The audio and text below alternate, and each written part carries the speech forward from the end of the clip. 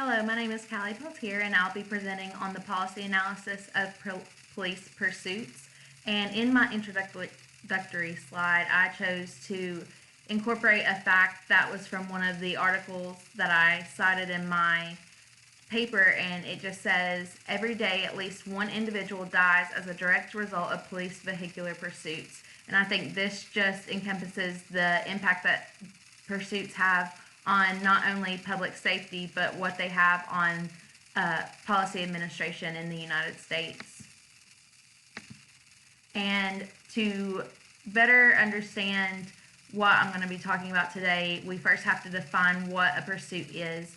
And I just use this definition from another one of the cited articles, and it's just an active attempt by a law enforcement officer on duty in a patrol car to apprehend one or more occupants of a moving motor vehicle, providing that the driver of such vehicle is aware of the attempt and is resisting apprehension by maintaining or increasing his speed or by ignoring the law enforcement officer's attempt to stop him. And the first thing I want to look at is statistics and the risk that pursuits pose. So in a 2006 article, he cited that 17% of pursuits result in injury and 1.7% actually resulted in a fatality. And then we look at liability, and 10% of pursuits were based on confirmation that the suspect had committed a violent felony that they were pursuing, and then 69% of pursuits were based on traffic offenses alone. And this can be issues such as running a red light, speeding, or equipment violations such as headlights not working on their vehicle. And that was from a 2017 report. And then we have to look at how often pursuits occur. And the same article from 2017 stated that smaller jurisdictions and police departments are 5 times more likely than larger jurisdictions to pursue. And then city departments are 22,000 times more often pursuing than sheriff's departments, and then 30,000 times more than a state police department such as Tennessee Highway Patrol. And then we look at their policies, and all agencies serving a population of more than 25,000 people had a written pursuit policy as of 2013. And this doesn't mean it's a restrictive policy, it just means they have a policy in place.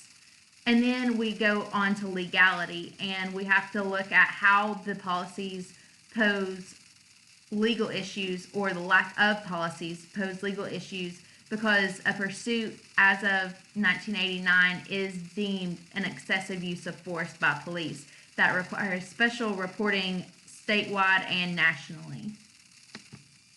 And then 4 of the legal cases I looked at, the first one being Tennessee v. Gardner in 1989, it prohibited the use of deadly force to prevent the escape of a suspected offender if no significant threat was posed to the public.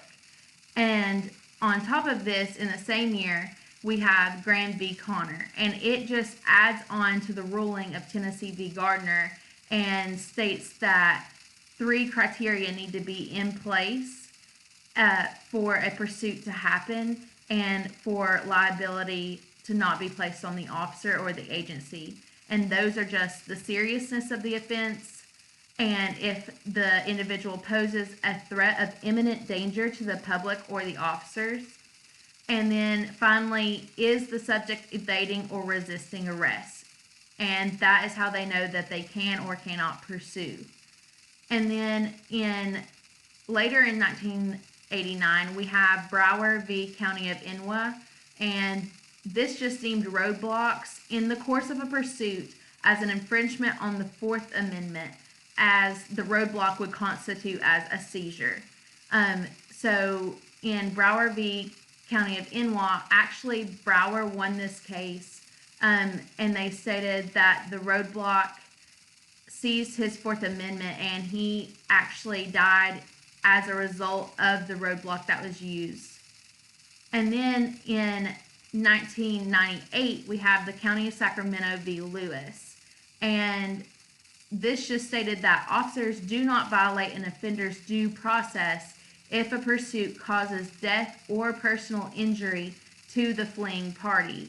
And this is as long as there's no malice intended by the officer and that they follow the criteria laid out in Tennessee v. Gardner and Graham v. Connor.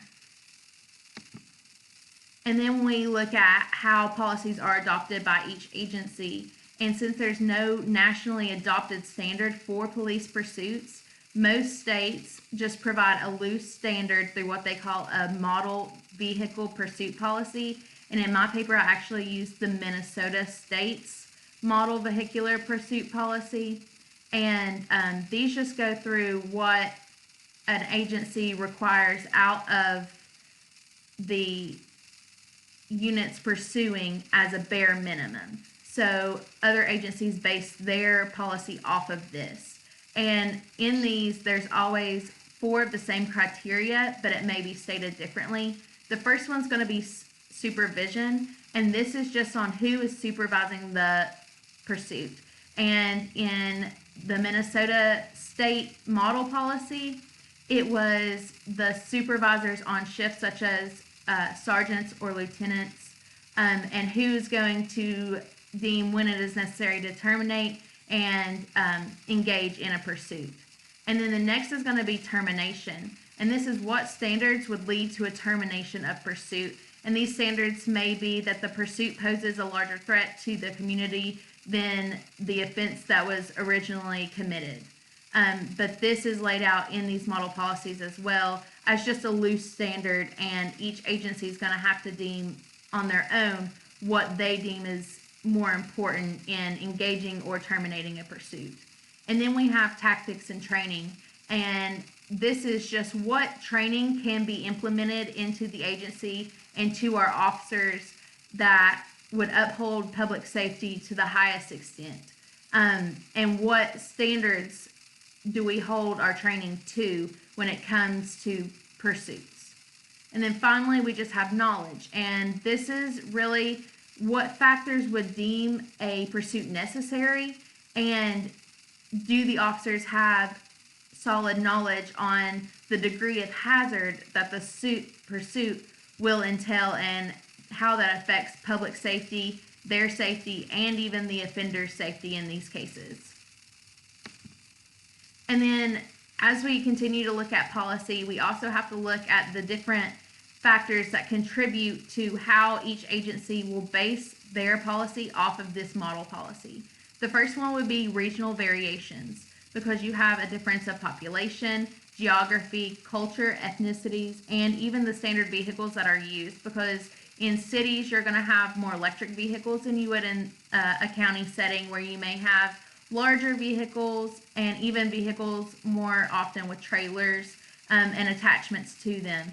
And that's just something that has to be considered when each agency is basing their policy off of this model policy. And then you also have to look at safety concerns. One of the examples I used was the Virginia Beach Police Department stated that their main issue with making their policy was the concern for all of the citizens, including police officers. So they base their pursuit policy solely on safety, not on offenses committed. But others will base it loosely on offenses committed, but safety should always be the highest standard for the policy.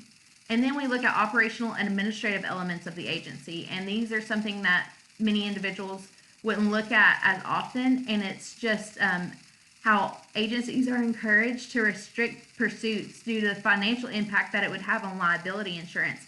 Liability insurance can go up by hundreds of thousands of dollars if their pursuit policy is not restrictive enough, or liability insurance may be taken away completely if there is no pursuit policy in place.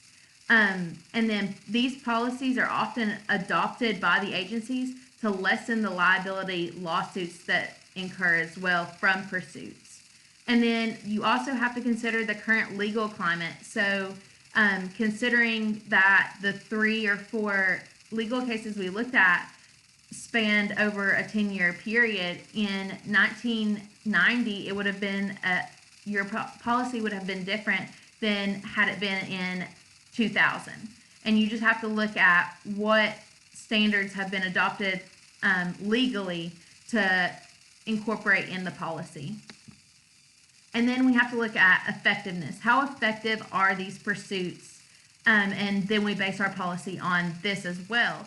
And the quote that I like to include in this was, the implementation of police pursuits conclude in higher apprehension rates and improved credibility with the public. So 34% of all pursuits concluded with a felony arrest in this report from 1990. And then 14% of these pursuits concluded in a DUI arrest. So these are both public safety issues, but we still see that less than 50% of these pursuits have been concluded in felony arrests, which may pose an issue as a citizen from the outside looking in, but this is actually a pretty high apprehension rate for any part of policing. And then half of all pursuits lead to apprehension of the subject through a voluntary surrender, as opposed to a forcible stop. So like we looked at in Brower v. Inua, they had to put a roadblock down to apprehend the subject. That would be a forcible stop versus the individual pulling off to the side of the road and surrendering themselves voluntarily. And then finally, most pursuits initiated for a traffic offense resulted in arrests on more serious offenses. So it may have been a traffic offense that they pursued on, but once they were arrested, they may have drug charges. They may have even charges as high as kidnapping in some cases. So that was definitely has impacted how our policies have been changed over the years to incorporate traffic offenses and smaller offenses so we can get more serious offense arrests. And then the alternative actions that I looked at for this were warrants and summons and technology as opposed to pursuits. So warrant or criminal summons can be issued on an individual who flees for the original offense, and the charge of fleeing or eluding can be added on. But the drawbacks to a warrant or summons would be you have to know for 100% who the driver is. There's no guarantee that the offender will ever be picked up on the warrant. And the gap in time between the offense and the arrest allows for more offenses to be committed by the subject. And that this is not a viable option if the violent felony was committed. So you can't just let someone who's committed a violent felony leave and not pursue. So this wouldn't be a viable option in that case. And then we look at technology, and one of the ones I looked at was OnStar, because in our agency we actually are trained on the OnStar remote ignition block and stolen vehicle slowdown as an option. If we are in pursuit and the vehicle is stolen, OnStar can actually slow the vehicle down in a safe way and block the ignition from being turned back on.